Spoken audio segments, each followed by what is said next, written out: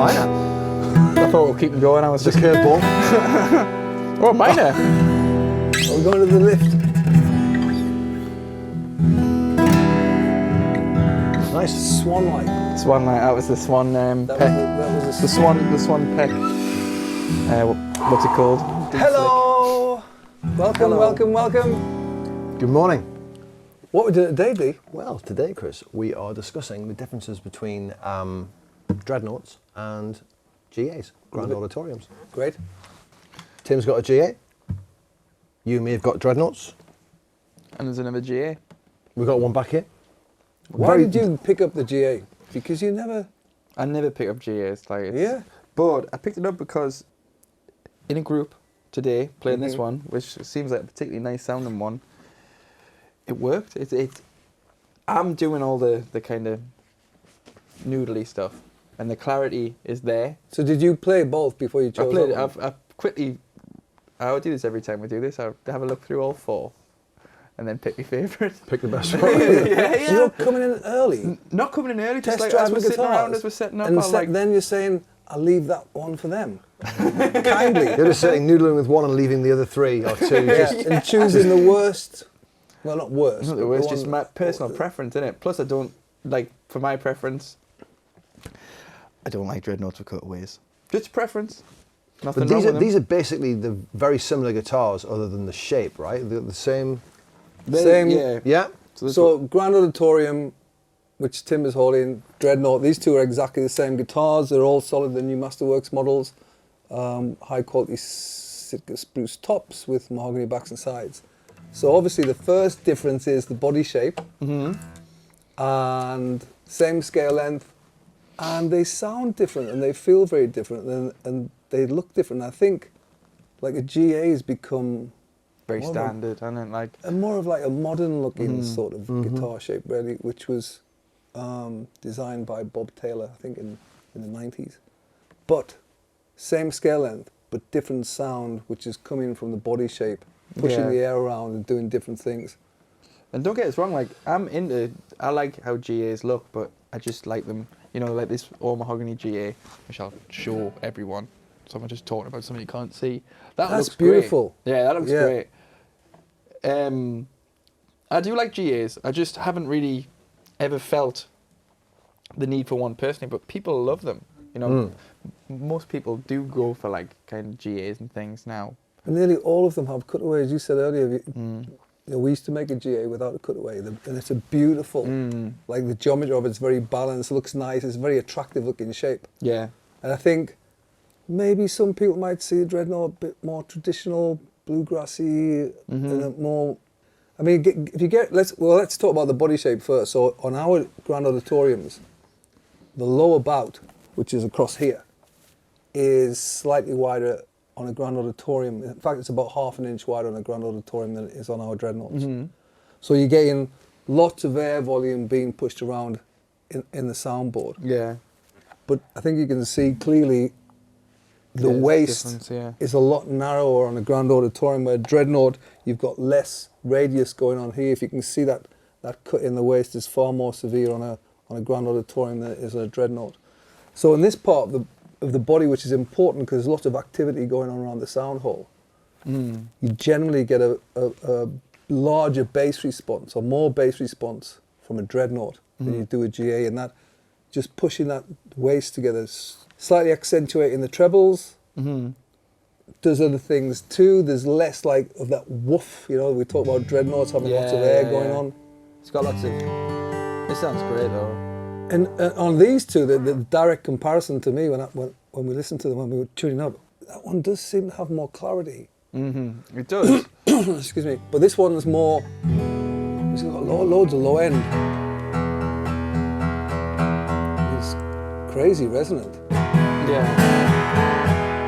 One thing that I think is a plus for GAs is just come to us now. I sometimes get messages, people send me emails and things about how comfortable an acoustic guitar is. That's a good point. Like, when we never talk about that, we always talk about sound and how it feels, but actually, sitting with a GA, Comfy. yeah, very comfy. So the upper bout compared to a Dreadnought, the Dreadnought upper bout is slightly wider, just under half an inch. So you've got a quite a wide bum, Mm-hmm. lower bout, and a slimmer top bout Yeah. than a Dreadnought, and you've got a deeper waist cut. But the waist cut means it's like More comfy. this isn't anything to do with sound, is it? But it just like it sits on your leg like like it's not slipping or sliding. Yeah, it sort of anywhere. contours, right? Yeah. Okay. Yeah. So it's like Yeah, yeah, you feel very in with the guitar. if that Yeah, makes you're sort of sense. closer to it. Just like I feel like it's not going anywhere. You know, it feels very solid. Yeah. And But I it understand that. looks to me, when I look at the shape of it, from a sort of an acoustic, a resonance kind of point of view, it looks like it's going to throw out more mids and more highs. Well, it's slightly narrower. The body shape this way is slightly narrower than on our Dreadnoughts. I mean, everybody has slight variances on body shape. Up about and lower about is narrower than a Dreadnought. Yeah. But that guitar is really clear, and I think when you hear a lot of people talk about the differences between a Dreadnought and a Grand Auditorium, where this has got lots of bass, power, great strummer. Some people say that's better for fingerstyle because you're probably getting some of the nuances with that tighter waist and more trebles going on. Yeah. And it's probably just a little clearer because it's a different type of airflow than a Dreadnought. Absolutely. But I guess as well, the main thing, when people ask about, like, you see it written, like, can you play fingerstyle on a Dreadnought, or have you got to have a certain guitar for fingerstyle? It's personal preference all the way down, like, because I like playing fingerstyle on Dreadnoughts. On Dreadnought, yeah. For the right tune, for the right song. Generally, I'll go to a smaller body guitar, there's no doubt, but, like, sometimes the Dreadnought sounds the best for fingerstyle too.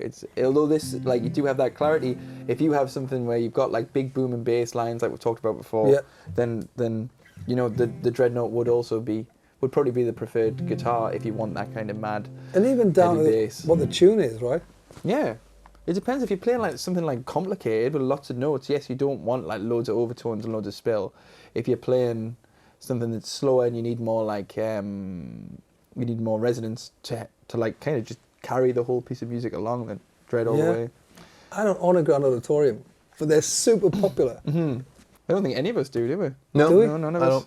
don't. No. Probably all a bit more traditionalists, really. But I think, we sell so many of them. I don't know. I think we still sell more Dreadnoughts than anything else. I think I'd have to check that.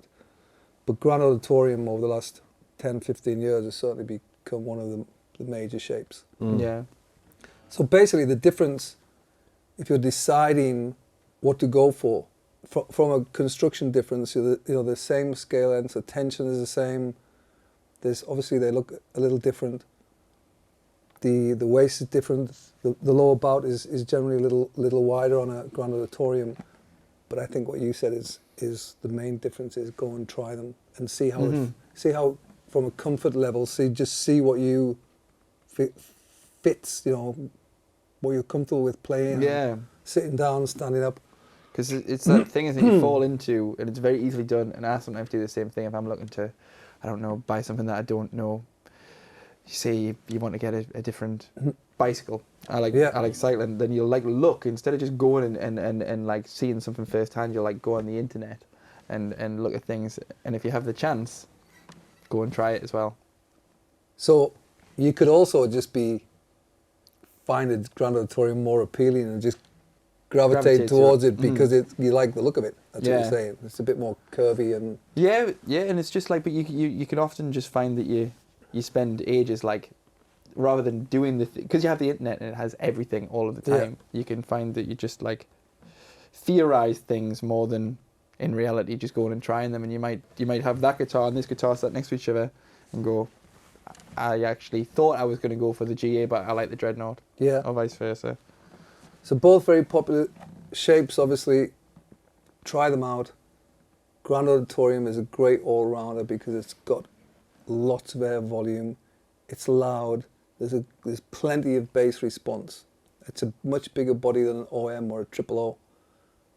Not quite as powerful as a Dreadnought. Arguably, certainly between these two, that one does bring a higher level of clarity, and this is more fierce. There's more woof there. There's more. It's louder. And it's bassier. But that's probably on today's comparison. I think that's more of a more versatile instrument. Yes, but don't be fooled by thinking that you can't do all the things on one guitar, because you Correct. can do it on. I only had a Dreadnought for like, before I started. 40 years, wasn't it? Yeah, 50. I'm 68, and since I was 18, I had it. No, but like when I was younger, I didn't have loads of spare cash. He's looking good on He does look since good. he started colouring the beard. It's all a dye. He uses I fast used fret on his skin in the morning. fast fret here, and then Sharpie, black Sharpie all the way down here. Like I had a Dreadnought for. It was only acoustic guitar I had for like 7 years, and I did everything I everything on it. needed to on it, because I didn't. I think comfort, what feels right, is probably the most important thing. Yeah. Unless unless you're obviously a bluegrass player, you're probably Yeah. a Dreadnought. But what feels right. Because when you stand them up side by side, they're the same length. They're the same on the same scale length guitar. Same scale length. Our Dreadnought body is very slightly longer than a Grand Auditorium body, but there's nothing in it. Mm-hmm. But what we'll do is, Tim is going to make a video. We'll mic these two up really closely, and we'll do like a sort of, more than these mics, we'll do like a really sort of exposing A and B test between these two, and do those two as well, so we can do We'll do a bit of A and B. A and B on G and Dread, and A and B on Mahogany Dread and Mahogany Sitka Dread, and we'll do the full product videos as well, so there'll be loads of different ways you can compare them. Cool. so similar but different. Mm-hmm. It's best to try them out. Yeah, go and see which one you like. All the best, everybody. Thanks Cheers, for tuning guys. in. Cheers, see ya.